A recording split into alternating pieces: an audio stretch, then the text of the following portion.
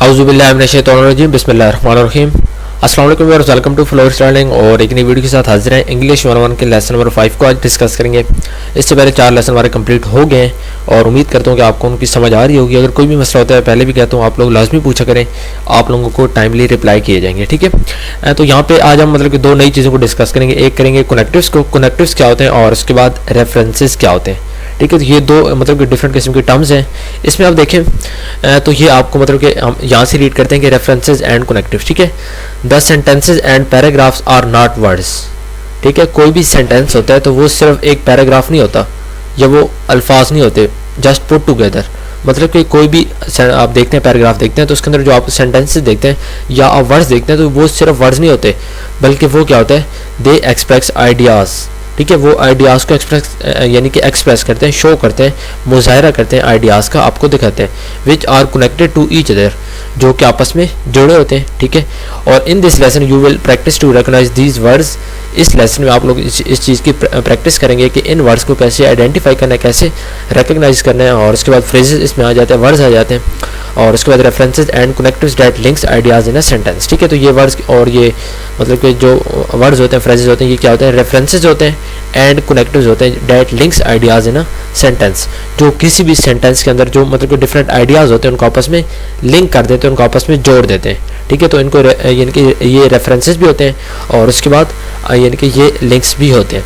उसके बाद देखें मतलब कि अगर आप लिंक्स को किसी भी सेंटेंस के अंदर आइडेंटिफाई कर लेते हैं, ठीक है, तो उसके बाद देखिए references are sometimes relative pronouns. जो रेफरेंसेस होते हैं ये रिलेटिव प्रोनाउंस होते हैं समटाइम्स। ठीक है, समटाइम्स ये होते हैं डेमोन्स्ट्रेटिव प्रोनाउंस और एडवर्ब्स। समटाइम्स वो सब्स्टिट्यूट्स होते हैं ऑफ वर्ड्स। ठीक है, दैट हैव कम अर्लियर और विल कम लेटर, के यानी कि कई दफ़ा वो सब्स्टिट्यूट कहते हैं कि एक लफ्ज़ की जगह जो दूसरा लफ्ज़ आ जाता है। ठीक है, तो एक लफ्ज़ की जगह पहले आ जाते हैं और उसके बाद उसी के यानी कि रिलेटेड कोई और लफ्ज़ बाद में आता है। उसके बाद देखें तो आप यहाँ पे सबसे पहले आपको कुछ एग्जांपल दी गई। टेक्स्ट 1 आपके सामने है। इसमें आप देखें तो ये 7 आपको मतलब कि इसकी रेफरेंसेस की और उसके बाद लिंक्स की आपको एग्जांपल दी गई है। इसमें देखें तो जो मतलब कि कनेक्टिव्स हैं, ठीक है, कनेक्टिव्स की और उसके बाद रेफरेंसेस की। कनेक्टिव्स क्या होते हैं, कनेक्टिव्स यहाँ पे अंडरलाइन की गए हैं। जो लफ्ज़ आपको यहाँ पे अंडरलाइन नज़र आ रहा है ये कनेक्टिव है। जो लफ्ज़ आपको बोल्ड नज़र आ रहा है, जिसमें ये मिस्टर सलमान है, ठीक है, मिस्टर सलमान, तो ये क्या है, ये यहाँ पे रेफरेंस है, ये रेफरेंसेस हैं और ये यहाँ पे क्या है, कनेक्टिव्स है। इसमें देखें mister Salman bought a new car, कि मिस्टर सलमान ने एक नई कार खरीदी। His children haven't seen it yet, उसके बच्चों ने अभी तक वो नहीं देखी। अब इसमें देखें तो जो मिस्टर सलमान है ये रेफरेंस है। ठीक है, अब यहाँ पे अगर हम इस यानी कि यहाँ पे जो हिज लगोगे इसको हम हटा दें, इसका ट्रांसलेशन कैसे बनेगी कि मिस्टर सलमान ने गाड़ी खरीदी, बच्चों ने नहीं देखी। ठीक है, मिस्टर सलमान ने गाड़ी खरीदी, बच्चों ने नहीं देखी। अब ये मतलब कि कोई कंप्लीट बात नहीं हो रही है, ये आइडियाज़ आपस में लिंक नहीं है, क्योंकि यहाँ पे हमने जो मतलब कि यहाँ पे देखें कनेक्टिव था उसको हमने मिस कर दिया। कनेक्टिव यहाँ पे क्या था, हिज था। ठीक है, मिस्टर सलमान, जब हम हिज को इस बीच में ऐड करेंगे अब बनेगा कि मिस्टर सलमान ने एक नई गाड़ी खरीदी है, नई कार खरीदी है और उसके बच्चों ने अभी तक नहीं देखी। अब बात क्लियर हो गई है। ठीक है, प्रॉपर वे में अब बात होगी, अब आपको समझ भी आ गई होगी कि कनेक्टिव यहाँ पे कितने इंपॉर्टेंट होते हैं। और ये किसी भी सेंटेंस को मतलब कि यहाँ पे हमने सिर्फ हिज को निकाला है, बाकी सेंटेंस वही था। इसी तरह अगर हम रेफरेंस को भी निकाल देंगे, चलें रेफरेंस को निकालते हैं, तो फिर इसका ट्रांसलेशन बनेगी कि भाई कार खरीदी है, उसके बच्चों ने अभी तक नहीं देखी। अब भी बात कंप्लीट नहीं है। तो अब ये दोनों यहाँ पे मिस्टर सलमान और जो हिज है ये आपस में लिंक कर रहे हैं, आपस में इनका लिंक भी है। और उसके बाद ये सेंटेंस का जो प्रॉपर मीनिंग है, जिस तरह आप लोगों ने ऊपर पढ़ा है कि एक सेंटेंस में सिर्फ वर्ड्स नहीं होते हैं, बल्कि वो एक प्रॉपर यानी कि एक्सप्रेस आइडिया आपको देते हैं और वो आइडियाज आपस में जुड़े होते हैं। किसके ज़रिए, कनेक्टिव्स के ज़रिए और रेफरेंसेस के ज़रिए। रेफरेंसेस और कनेक्टिव्स आपस में जुड़े होते हैं, इनके जुड़ने की वजह से सेंटेंस के अंदर जो यानी कि सेंटेंस का आइडिया होता है वो आप सेंटेंस को रीड करते हो तो आपको आइडिया मिलता है। इसी तरह आगे ये 7 के 7 सेंटेंसेस हैं। मैंने आपको पहले का आइडिया दे दिया कि आप लोगों ने आगे क्या करना है। आप लोगों को मतलब कि समझ आ रही होगी कि जो यहाँ पे लफ्ज़ बोल्ड की गए, ठीक है, जिसमें यहाँ पे चेयरमैन है, यहाँ पे देर है, यहाँ पे हिम है, यहाँ पे द न्यू कर्टन्स है। ठीक है, तो ये सारे रेफरेंसेस हैं, जिसमें यहाँ पे मिस्टर सलमान था। और इसमें मतलब कि आप इसको रिमूव करके देखें, आपको आइडिया होगा। उसके बाद जो यहाँ पे ये मतलब अंडरलाइन है, तो ये यहाँ पे कनेक्टिव्स हैं, ठीक है। तो कनेक्टिव्स और जो रेफरेंसेस होते हैं दोनों बहुत ज़रूरी होते हैं किसी भी सेंटेंस का जो मीनिंग होता है उसको प्रॉपरली आप तक पहुंचाने के लिए, ठीक है। तो ये आपके पेपर के पॉइंट ऑफ व्यू से इंपॉर्टेंट है कि आपको कोई भी सेंटेंस दिया जा सकता यानी कि दिया जा सकता है और उसमें आपने आइडेंटिफाई करना होगा कि भाई इसमें जो कनेक्टिव्स है वो क्या है, और इसके बाद आपने आइडेंटिफाई करना होगा इसमें जो रेफरेंसेस हैं वो क्या है, ठीक है। तो इस चीज़ की आइडेंटिफिकेशन आपको तभी आएगी जब आप इस चीज़ की बार बार प्रैक्टिस करेंगे। आपको पहले भी क्या है कि आप लोग प्रैक्टिस किया करें, प्रैक्टिस आप लोगों के लिए बहुत ज़रूरी है, ठीक है। तो ये चीज़ यहाँ तक क्लियर है। उसके बाद देखिए नेक्स्ट आपको कनेक्टिव्स दिए गए कुछ, ठीक है।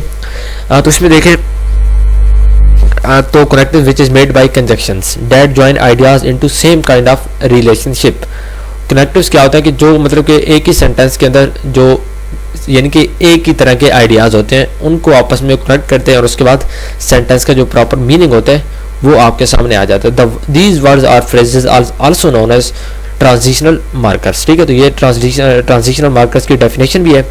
तो मतलब कि अगर आपसे पेपर में आ सकती है कि बिल्कुल ट्रांजिशनल मार्कर्स क्या होते हैं या कनेक्टिव्स क्या होते हैं, तो इसकी डेफिनेशन यहाँ से होगी, ठीक है, यहाँ से, ठीक है। Another kind of link which is made by conjunctions, या आप ये कह देंगे the kind of links which is made by conjunctions that joins ideas into same kind of relationship within the text. These words or phrases also known as transitional markers or connectives that connect ideas together, ठीक है। तो अब transitional markers कौन से होते हैं, इसमें पहला आ जाता है रिजल्ट, दूसरा आता है कंट्रास्ट, तीसरा आता है कंपैरिजन, फोर्थ इलस्ट्रेशन एग्जांपल, ठीक है, पांचवा काज इफेक्ट, छठा a series and time sequence और सातवां एडिशन, ठीक है। अब सबसे पहले देखिए links, words, references and connectives. सबसे पहले रिजल्ट, तो ये जो वर्ड्स होते हैं जिसमें देयरफॉर, हेंस, अकॉर्डिंगली, ठीक है, ये सारे वर्ड्स होते हैं, ये रिजल्ट को शो करते हैं, ठीक है। कि मतलब कि कोई भी सेंटेंस में बात हो रही है तो आप पूरे सेंटेंस को देखें तो उसके पहले यानी कि सेंटेंस के दो हिस्से होते हैं, तो सेंटेंस के पहले हिस्से में जो बात हुई उसके बाद जब देयरफॉर लग जाता है, देयरफॉर आपको बताया गया कि भाई अब आगे क्या होगा, तो लाजिम बात है आगे उस बात को कोई ना कोई निचोड़ निकालेंगे, तो ये एक किस्म का रिजल्ट होता है। और रिजल्ट के लिए इस तरह के लफ्ज़ हेंस, ठीक है, hence, therefore, accordingly, as a consequence, ठीक है, कंसीक्वेंटली, तो ये जो लफ्ज़ है ये रिजल्ट को शो करेंगे कि सेंटेंस के पहले हिस्से में कोई बात हुई है, अब आगे उस जो पहले हिस्से में बात हुई उसका आगे कोई रिजल्ट निकलेगा, तो उस रिजल्ट को निकालने के लिए ये इनमें से कोई ना कोई लफ्ज़ यूज़ किए जाते हैं। उसके बाद वर्ड्स दैट सिग्नल कंट्रास्ट, जो यानी कि लफ्ज़ कंट्रास्ट एक को दूसरे से डिफरेंट यानी कि आपस में डिफरेंट करते हैं, एक चीज़ पहले बिल्कुल डिफरेंट थी, ठीक है, आगे ये कंट्रास्ट यूज़ करके जो आगे वाला पार्ट होता है सेंटेंस का, ठीक है, सेंटेंस का पहला पार्ट बिल्कुल डिफरेंट था, आप आगे उन्होंने अगर यानी कि जो अगला पार्ट है उसको उससे जो पहला है उससे बहुत दूर रखना है, उसके पास भी नहीं रहना, मतलब कि दोनों सेंटेंसेस के अंदर जो दोनों आइडियाज़ हैं उनको आपस में बिल्कुल अलग अलग रखना है। तो उनको अलग रखने के लिए इस तरह के लफ्ज़ इस्तेमाल किए जाते हैं जिनको आप कंट्रास्ट कहते हैं, ठीक है। इसमें बट आ जाता है। अब एक पहला सेंटेंस होगा अली लिव्स इन, यानी कि अली हैव 2 सिस्टर्स, ये मतलब कि आप कोई भी बात कर लें, लेकिन उसके बाद जब बट आ जाएगा, बट के बाद अब आगे वाला सेंटेंस बिल्कुल चेंज हो जाएगा, ठीक है। आगे वाला सेंटेंस जब बिल्कुल चेंज होगा, पहले वाला बिल्कुल और था, दरमियान में बट लगा दिया कि लेकिन लगाने के बाद अब पहले का दूसरे से कोई ताल्लुक नहीं रहा, तो आपस में बिल्कुल डिफरेंट हो गए, तो कंट्रास्ट हो गए, ठीक है, मतलब कि आपस में बिल्कुल अपोजिट हो गए, ठीक है। एक सेंटेंस का दूसरे से ताल्लुक ख़त्म करने के लिए इस चीज़ को इस्तेमाल किया जाता है। एक सेंटेंस के अंदर जो दो पार्ट्स होते हैं उनका आपस में, ठीक है, सेंटेंस का नहीं, सेंटेंस के अंदर 2 पार्ट्स होते हैं उनका आपस में ताल्लुक को ख़त्म करने के लिए इसको इस्तेमाल किया। उसके बाद कंपेरिजन आपको पता है कि किसी भी 2 चीज़ों का आपस में मुकाबला करने के लिए कि पहली चीज़, ठीक है, सेंटेंस के अंदर दो हिस्से होते हैं, तो पहला यानी कि सेंटेंस का पहला पार्ट और उसके बाद जो दूसरा पार्ट है इसके दरमियान कंपैरिजन करना है, यानी कि पहले के अंदर क्या हुआ है दूसरे के अंदर क्या हुआ है, इन दोनों को कोई कंपैरिजन करना है, तो इस तरह के लफ्ज़ आप लोग इस्तेमाल करते हैं, इनको कंपैरिजन कहा जाए। आप याद कर लें कि रिजल्ट के अंदर कौन से लफ्ज़ हैं, उसके बाद कंट्रास्ट के कौन से हैं, कंपैरिजन के कौन से, ये आपके एमसीक्यूज में बहुत आते हैं, ठीक है। स्पेशली जो आपका मिड टर्म में अभी आपके पेपर्स होंगे, क्विज़ 1 आपको होगा, तो उसके अंदर ये चीज़ आपकी लाजमी आएगी, उसको आपने पढ़ लेना, बहुत इंपॉर्टेंट लेसन है ये, ठीक है। इनमें से मतलब कि कोई लफ्ज़ आपको पता हो कि जो लफ्ज़ कंट्रास्ट के लिए शो होते हैं कौन से यानी कि शो करते हैं, कंपैरिजन को कौन से रिजल्ट को शो करते हैं, आपको डिटेल में बता दें होते क्या है। उसके बाद एग्जांपल है, तो इस एग्जांपल के अंदर आपने मतलब खुद देखना है कि कौन से लफ्ज़ यहाँ पे कंट्रास्ट है, कौन से कंपैरिजन है, कौन से यहाँ पे रिजल्ट है। उसके फोर्थ पे देखें वर्ड्स दैट शो इलस्ट्रेशन, कि ऐसे कौन से लफ्ज़ हैं कि जो एग्जांपल को मतलब कि एग्जांपल के लिए इस्तेमाल होते हैं, ठीक है। सच एज, पीछे अब आपने यानी कि आपके सेंटेंस के 2 हिस्से थे, पहले सेंटेंस में आपने कोई बात की है, अब आगे आपने कोई एग्जांपल देनी है, ठीक है, तो आप क्या कहेंगे सच एज लिख के अब आगे आप अपनी एग्जांपल दे देंगे तो ये क्या होगा, इलस्ट्रेशन होगा, एग्जांपल होगी, ठीक है। तो इसके लिए ये लफ्ज़ इस्तेमाल किए जाते हैं। उसके बाद काज एंड इफेक्ट, काज कहते हैं रीज़न को, इफेक्ट कहते हैं जो काज की वजह से एक यानी कि रिजल्ट निकलता है उसको इफेक्ट कहते हैं, ठीक है। काज किसको कहते हैं, वजह को, किसी भी चीज़ की कोई वजह होती है। मतलब कि आप ये कह दें कि मैं कल स्कूल नहीं गया क्योंकि बारिश थी, ठीक है। मैं आपको उर्दू बता रहा हूँ, इंग्लिश की बात नहीं कर रहा, लेकिन उर्दू के अंदर भी काज एंड इफेक्ट होते हैं, ठीक है, क्योंकि आपको समझाना है। तो काज एंड इफेक्ट कि मैं कल स्कूल नहीं गया क्योंकि कल बारिश थी।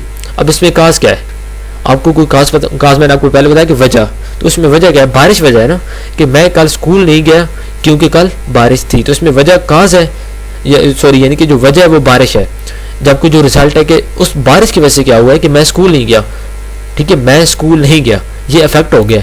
और ये किसकी वजह से हुआ, काज की वजह से हुआ है। काज क्या था कि बारिश थी तो मैं स्कूल नहीं गया। तो यहाँ से आपको उम्मीद करता हूँ समझ आ गई होगी कि काज एंड इफेक्ट क्या होते हैं। काज होता है किसी भी चीज़ की वजह, और उसके बाद जो इफेक्ट होता है उस वजह के बाद जो रिजल्ट निकलता है, ठीक है। बारिश थी, बारिश की वजह से मैं स्कूल नहीं गया, बारिश थी ये वजह हो गई है, क्योंकि इसकी वजह से आगे फिर इफेक्ट हुआ है। इफेक्ट क्या हुआ है, एक किस्म का रिजल्ट निकला है। रिजल्ट क्या निकला कि मैं स्कूल नहीं गया, ये रिजल्ट निकला है। तो यहाँ पे ये काज एंड इफेक्ट के लिए ये लफ्ज़ इस्तेमाल किए जाते हैं। उसके बाद देखिए words that show a series time, जो लफ्ज़ टाइम एंड सीरीज को शो करते हैं, ठीक है। एज नाउ, ठीक है, आप यानी कि आपने कोई बात करनी है कि अभी, तो आप कहेंगे नाउ, ठीक है। फाइनली आखिरकार, सून जल्दी, आफ्टर के बाद, ठीक है, बिफोर पहले, नेक्स्ट अगला, सिंस, ठीक है, लास्टली देन फिर, वाइल जबकि, ठीक है, उसके बाद एट लास्ट आखिरकार, ठीक है, one first, two second, three third, ठीक है, as now, until, previously, finally, ये सारे जो लफ्ज़ है ना ये टाइम को शो कर रहे हैं, किसी भी टाइम को, बाद में, पहले, ठीक है। तो आपको इन लफ्ज़ों से भी आइडिया होगा कि मैंने आपको ट्रांसलेट कर दी कोई तो आपको आइडिया होगा कि ये लफ्ज़ किस चीज़ के लिए, टाइम के लिए इस्तेमाल किए जाते हैं। तो ये सारी चीज़ें बहुत इंपॉर्टेंट है, ठीक है, इनको आपने करना है। उसके बाद एडिशन के लिए यहाँ पे कुछ एग्जाम्पल दी गई, मैं इसको रीड नहीं कर रहा, ठीक है। जिस तरह यहाँ पे देखिए ये एग्जाम्पल्स हैं, तो इसमें ऊपर में इसको आपने खुद मतलब देखना, इसमें टाइम क्या है। अब ये देखें नाउ, ये किस चीज़ के लिए, आप अभी आपको बताएगी ये किस में टाइम या सीरीज़ के लिए इसको शो किया जाए। तो उसके बाद ऊपर देखें तो यहाँ पे आपको, ठीक है, इसमें आप देखें तो ये टू, अब ये भी टाइम के लिए टू, ठीक है, जिस तरह यहाँ पे हमने देखें। उसके बाद now they have resumed diplomatic relations, उसके बाद इसमें देखें तो इसमें देखें इसमें कुछ नहीं है, ठीक है। तो ये सारे मतलब कि उसके बाद देखें नेक्स्ट आ जाए एडिशन पे, तो ये लफ्ज़ होते हैं एडिशन, किसी भी चीज़ में इजाफा, कोई भी सेंटेंस होता है, सेंटेंस का पहला हिस्सा था उसके बाद दूसरा आया है, तो उसमें आपने मतलब कि पहले हिस्से में आपने कोई इजाफा करना है, तो आप इनमें से कोई लफ्ज़ लगा के आगे उसका जो मतलब कि उसमें आप इजाफा कर लेंगे, ठीक है। तो ये एडिशन के लिए ये लफ्ज़ होते हैं। उसके बाद नेक्स्ट आ जाए, यार लेक्चर काफ़ी लंबा हो रहा है और मुश्किल तो नहीं है ना कोई, मतलब उम्मीद करता हूँ अभी तक आपको आसानी से समझ आए, क्योंकि मैं काफ़ी डिटेल में एक्सप्लेन कर रहा हूँ। और अगर कोई मसला आ रहा है आपको, आप पूछें, ठीक है, लाजमी बात है कमेंट्स में पूछना है आप लोगों ने।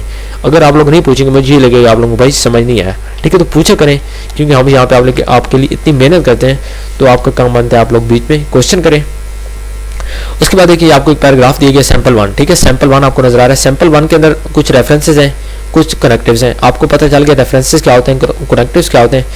तो इसमें देखें जो रेफरेंसेज हैं उनको हाईलाइट किए गए, जो कनेक्टिव्स हैं उनको अंडरलाइन किए गए। जो लफ्ज़ आपको अंडरलाइन नजर आ रहा है वो कनेक्टिव है, जो लफ्ज़ आपको हाईलाइट होकर नजर आ रहा है, तो यहाँ से आपको मजीद आपके कंसेप्ट क्लियर होंगे कि क्या चीज़ रेफरेंसेज होती है, क्या कनेक्टिव्स होती है। मजीद मैंने इसको एक्सप्लोर करके आपको बता दिया है कि कौन से एडिशन होते हैं, रिजल्ट कौन से होते हैं, contrast, comparison, cause and effect, वो सब भी आपको पता चल गया। सैम्पल 2 में यही आपने काम करना है, ठीक है, इसमें क्या चीज़ें, कौन से मतलब कि यहाँ पे कंट्रास्ट हैं, कौन से यहाँ पे रेफरेंसेज हैं। इस तरह एक्सरसाइज 1 है, इसको आपने देखना है। पैराग्राफ 1 में देखें तो इसमें कुछ लफ्ज़ मतलब कि कंट्रास्ट है, ठीक है, यानी कि कुछ यहाँ पे डैट, दे, ऊपर जाके देखें कि डैट क्या है, दे क्या है, ये किस चीज़ को शो कर रहे हैं, दे, इट, दे, ठीक है। पैराग्राफ 2 में देखें तो ये मतलब कि आपने खुद करना है प्रैक्टिस। अब क्योंकि बुक वालों ने यहाँ पे आपको आंसर नहीं दिए, ना ही मैं आपको आंसर दूंगा। आंसर इसलिए नहीं दूंगा क्योंकि पेपर में आपके लिए आपने खुद ही करना होगा। आपको जब पता ही नहीं होगा काज इफेक्ट क्या होते हैं, उसके कौन से वर्ड्स होते हैं, फिर आपके लिए पेपर बहुत मुश्किल होगा। लेकिन यकीन करें इंग्लिश 101 का पेपर इंतहाई आसान होता है, ठीक है, परेशान बिल्कुल नहीं होना।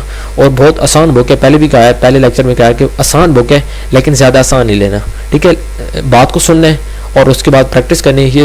ये बुक ज़्यादा प्रैक्टिस को लेकर है, प्रैक्टिस जितनी आपकी होगी उतने आपके अच्छे रिजल्ट्स आपको मिलेंगे, ठीक है। उसके बाद यहाँ पे देखें 3 पैराग्राफ दी गए, एक्सरसाइज 1 होगी है, ठीक है, ये सारी चीज़। उसके बाद ये देखें फिल इन द ब्लैंक्स आ गए हैं, तो फिल इन द ब्लैंक्स को आपने खुद फिल करना है, ठीक है। लफ्ज़ आपको ऊपर दिए गए, बट हाउएवर, बिकॉज, इनके अंदर से कोई लफ्ज़ लगेगा, आपको इंग्लिश की स्किल्स आपके अंदर है, इंग्लिश 101 आप पढ़ रहे हैं, इतनी तो स्किल्स होंगी कि आपके अंदर इनके अंदर आप एक करेक्ट जो कनेक्टर्स हैं उनको आप लगा लें, क्योंकि यहाँ पे मेन चीज़ आपकी प्रैक्टिस है। ठीक है, इसकी हेडिंग के लिए मतलब कि आप ऊपर देखें तो आपको मजीद आइडिया होगा कि कौन सी मतलब कि इसके अंदर आएंगे, तो आसानी से आप इसमें कोई लफ्ज़ को पिक कर सकते हैं। उसके बाद ये आपने खुद करना है। ठीक है, बुक वाले पागल नहीं कि उन्होंने आपको दिए हैं और ये आपके पेपर में भी आ सकती है। ठीक है, उसको आपने देखना है इसके अंदर कौन सा लफ्ज़ आ रहा है, प्रैक्टिस करनी है अपने तौर पर। प्रैक्टिस नहीं करेंगे, मैं आपको बता दूंगा, बुक वाले बता देंगे, आपके ऊपर से गुजर जाएगा, आपको कुछ भी समझ नहीं आएगा। ठीक है, उसके बाद देखिए व्हाट आर कंप्यूटर्स, तो ये पैराग्राफ दिए गए और इसके बाद कुछ भी यहाँ पे कोई खास चीज़ नहीं है। यहाँ पे आपका लेसन 5 कंप्लीट हो गया है। तो इंशाल्लाह नेक्स्ट वीडियो में लेसन 6 को डिस्कस करेंगे। तो यहाँ तक उम्मीद करता हूँ आपको पहले 5 लेसन अच्छे से समझ आ गए होंगे। पीछे हमारे 40 लेक्चर रह गए और कोशिश यही है कि उनको भी हम लोग जल्द अज जल्द कंप्लीट करें ताकि आप लोगों की तैयारी हो सके। ठीक है व्यूअर्स, तो फिर मिलते हैं नेक्स्ट वीडियो में, तब तक के लिए ओके, अल्लाह हाफिज़, थैंक यू सो मच।